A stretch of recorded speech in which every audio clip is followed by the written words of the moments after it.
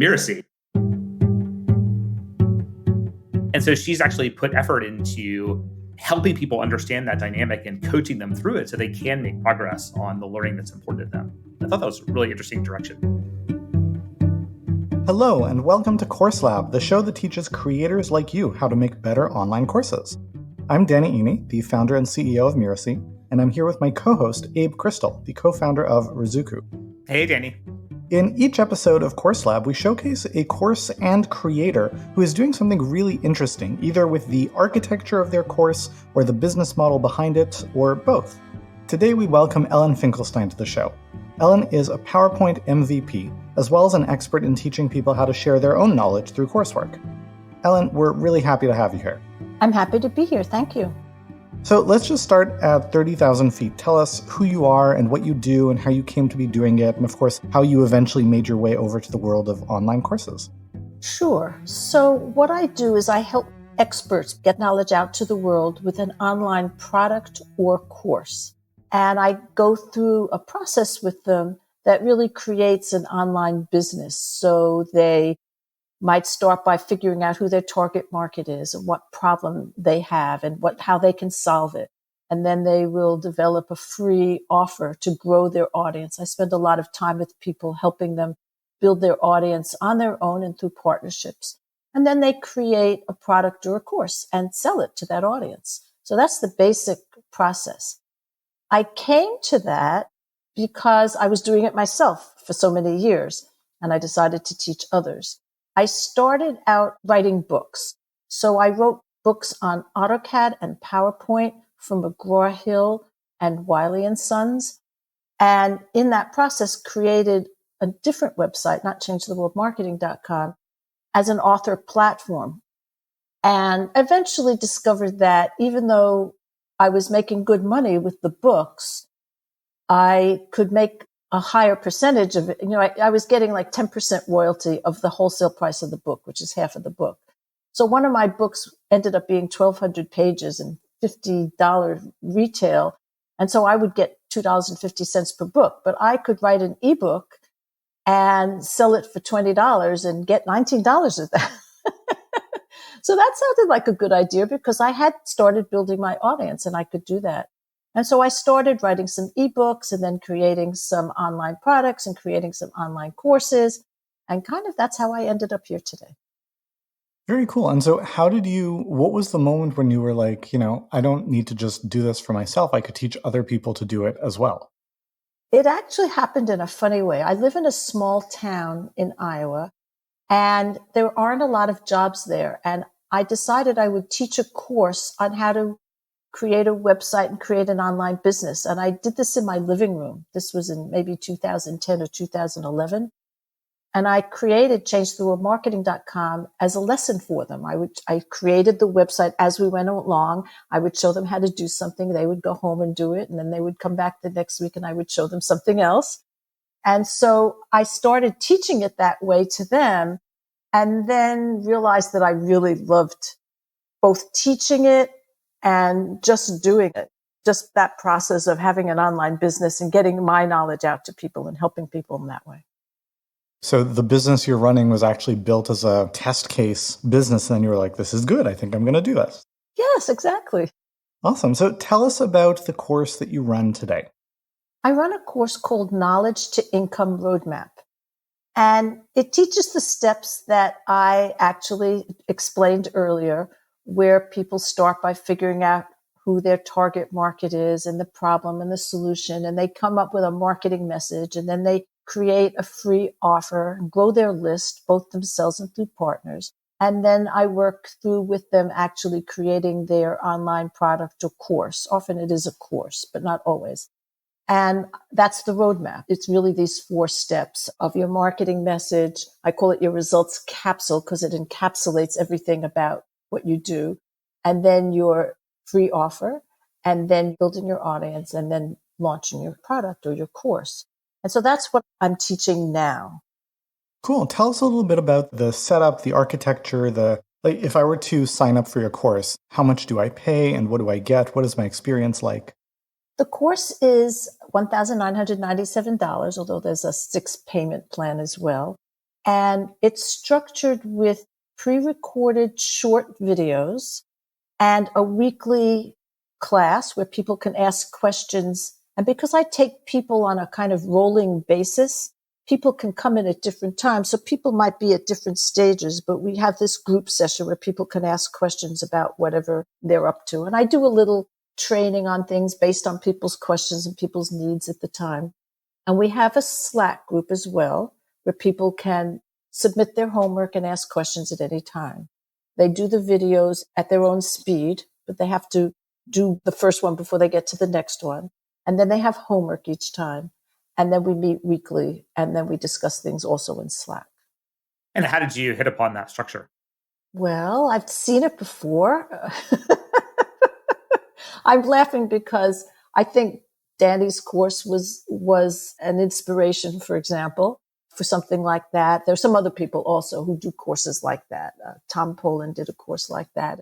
And what I think was the unusual part of it was how I tested my course, not the actual course itself. So I think the course itself is fairly standard. It does a lot of things for both me and my learners. So it's easy for me to deliver because the lessons are pre-recorded, but yet learners get a lot of individual attention in the live sessions each week. And Slack just also makes it very flexible that they can ask questions at any time. So I don't think that's so unusual, except maybe that I'm doing rolling entries every month. But what was different about it was the way I tested it, my pilot or my beta. So tell us about that. Okay. So the course would probably take about 4 months to go through. It's a fairly long course. There's a lot of content in it. And for me, it felt like it was too big of a chunk of work to just get out all of those videos. Even though I know all this stuff, I can speak it out. I know it so well that I could just speak it out. But yet going through the whole process of really formulating the structure of each lesson and the exercises and all of that and the production of it seemed to me like a big project. So in order to test it, what I did was I broke it up into 5 separate little programs and for the different stages of it. So 3 of them were workshops and 2 of them were 5-day challenges. And I sold them separately over 5 separate months to my list. So the first one was a workshop called Create Your Irresistible Client Attracting Message. And you'd recognize that that would be that results capsule. And that was a workshop. I sold it for $47. And so in the process of creating that little piece of it as a course and selling it, it was like I was getting paid to test it, but without having to create the whole thing first. And then the next month, I did a 5-day challenge called Create Your Irresistible One-Page Freebie. It was $27. Actually, challenges that people pay for are unusual, I think. But my purpose wasn't to sell something. My purpose was to test my course. And so people came in and they paid for it and it bought, at the end of 5 days, had a 1-page freebie, and I gave them templates and so on like that. And then the third one was called Build Your List with People Who Irresistibly Want What You Have to Offer. Irresistible was kind of my word for the whole series. And it was a $47 workshop. Together, we did a giveaway. We organized 2 giveaways, actually, one for personal development and the other one for business. And so everybody in it had the experience of one way of growing your list, also with partnering. And then the 4th one was Build an Irresistible Relationship with Your Subscribers. And then the 5th one was also a workshop. This was a $97 workshop called Create an Irresistible Short Report. And so that was their product that they were going to create. And then they were finally going to actually sell something based on what they had done before. So that was how I broke up the whole course into those 5 small parts. And as I created worksheets and templates and PowerPoint slides and, all of that stuff, then it made it so much easier for me to put the whole thing together. I'm curious. You said, my purpose wasn't to sell something, it was to test, which is, absolutely the right approach to take. But running so many small different tests, I imagine you had essentially a lot of data in different formats, very scattered. How did you keep track of it all to arrive at good conclusions in terms of what you wanted to keep and what you wanted to change and so forth? I got a lot of feedback from people during and after each one. So I think I just put that, each of the events was in a separate folder on my computer. I have, change the word marketing, /events, and then the name of the event. And so all of that was in each folder there. And it was mostly comments that they made. And I got some actually very nice comments, which I was able to use as testimonials for the whole program. So you'd mentioned as well that your focus in designing this was to really help people with implementation, right? Like not just training or understanding the concepts, but putting it into practice. Can you talk more about how you approach that challenge? Because that's often one of the biggest challenges for course creators is to help their participants actually implement and apply the ideas. Yes, I have that experience too. And so I actually really liked this approach of 5 small little things because especially the 5-day challenges, they were really inspired to actually get things done. One person said that this was the best challenge that she had ever taken because she doesn't always finish challenges. And this was the one was create an irresistible relationship with your subscribers. And the system that I taught, this batch creation of emails and blog posts, she said, I saw that by doing that, I would have a skill that I could use for years. And so I was really inspired to get that done. I mean, it sounds like you've hit on a structure that's working. Are there areas where you're still having challenges in terms of reaching participants effectively or just areas that you're looking to kind of further improve or iterate on in the future? Well, I do think, sort of like you said, that now that I have a longer program, when people kind of go into something with the idea this is going to take 4 months or 6 months, that it is easier for them to kind of lose that impetus they have at the very beginning. So you have to inspire people throughout. And I'm probably still learning about that, how to inspire people. And I'm spending some time with them on time management. The idea of how you structure your day. Maybe 9 a.m. to 10 a.m. is growing your list. And maybe 10 to 11 is finding partners. And maybe you work on your content only in the afternoon from 1 to 5. So I'm trying to help people implement by helping them structure their day. Yeah, that sounds like a really cool approach. What's the feedback on that been from people? Yeah, people appreciate it. It makes it seem easier. People generally, especially if they're working on their own, they tend to have a pretty chaotic structure to their day and respond to what they see rather than keep a structure like you might if you were in a 9-to-5 job. One of the things in the schedule that I teach people is to not look at their email or social media until 11. So people say that it's helpful. I'm not sure that it's that easy to change long-term habits of people, but they do appreciate it. I do get some appreciation for that. Any other topics you wanted to address? I don't have anything else. I have a lot of notes. This was really interesting.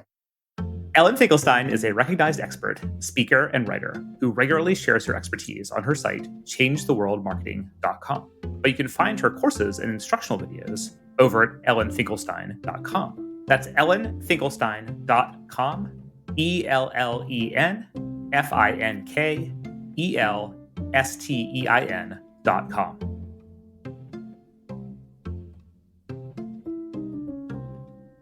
Now stick around for my favorite part of the show, where Abe and I will pull out the very best takeaways for you to apply to your course.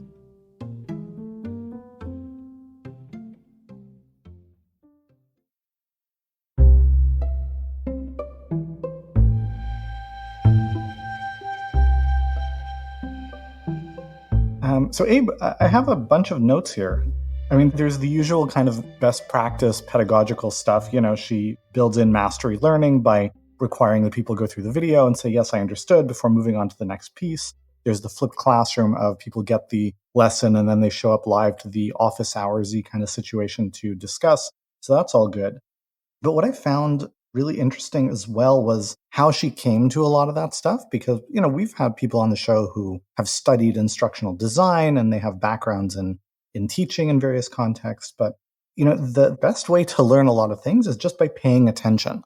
Right, which is what Ellen did. She was like, I saw that people were doing this with other courses and it looked good. It made sense. I decided to do it. And you actually see a lot of that learning by paying attention, even really early on in her story, when she was, making 10% of wholesale on a $50 book. So she was taking home $2.50. She was like, wait a minute, I can make 19 out of $20 on an ebook that I produce and sell myself. So maybe that math is better. So there's a really strong kind of endorsement here implicitly of pay attention. There's a lot of information and opportunity around you if you're just paying attention.